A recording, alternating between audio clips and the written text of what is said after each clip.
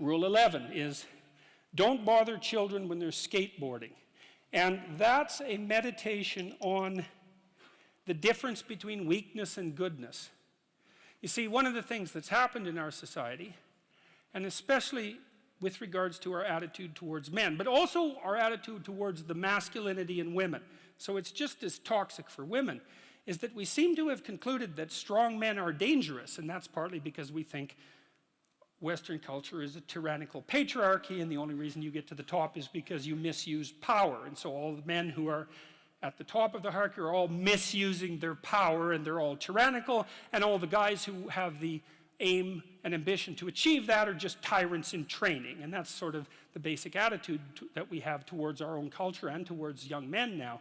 And that's just, there's everything about that is pathological and inexcusable and shameful. I mean, first, the claim that Western culture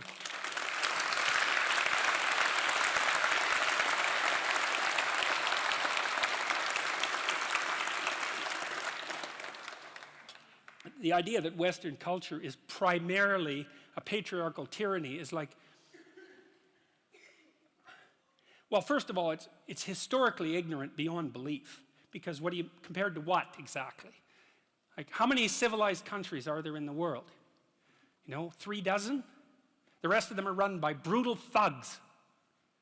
Right? And it isn't just thugs at the top, man, because that isn't how it works. In a country that's corrupt, the corruption is spread through the entire country. So, and we're not like that, and that's that. I mean, Western culture is fundamentally honest, and I can give you an example of that, because people don't like that idea. eBay proved that.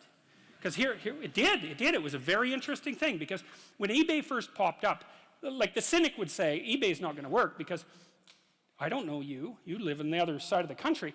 You're going to send me junk, and I'm going to send you a check that bounces.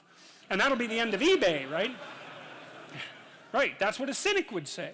And then what happened was that brokers popped up, and they said, well, look, we'll guarantee the exchange, right? For a fee, 10%, we'll make sure that you don't send junk, and we'll make sure your check doesn't bounce.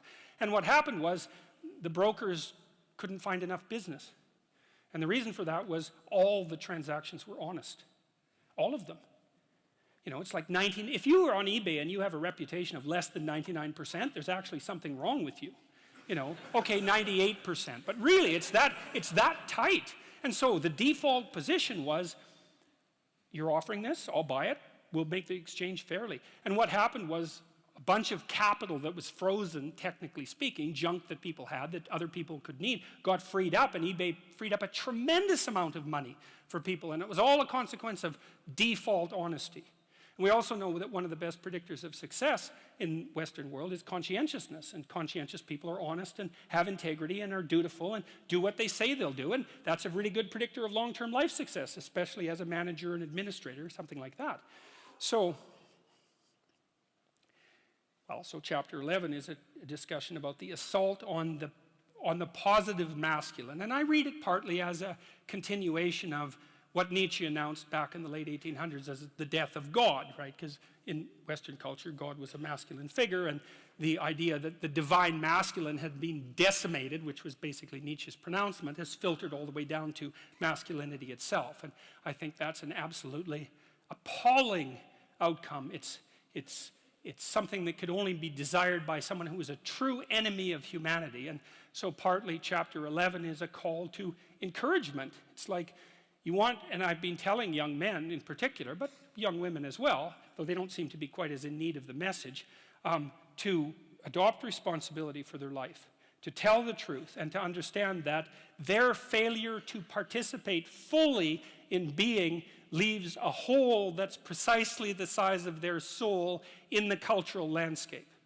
It's no joke. We need all the light we can possibly bring to bear on the situation. And I firmly believe that, and I believe that for all sorts of reasons, and I think they're very deep reasons.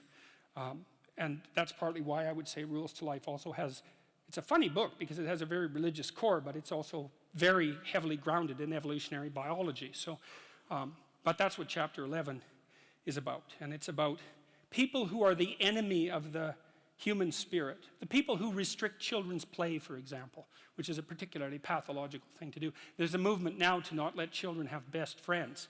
It's like, really? What the hell, man? That's so... There are so many things wrong with that idea that would take another lecture just to scrape the surface. But mostly it's just... Well, I wouldn't even start on that.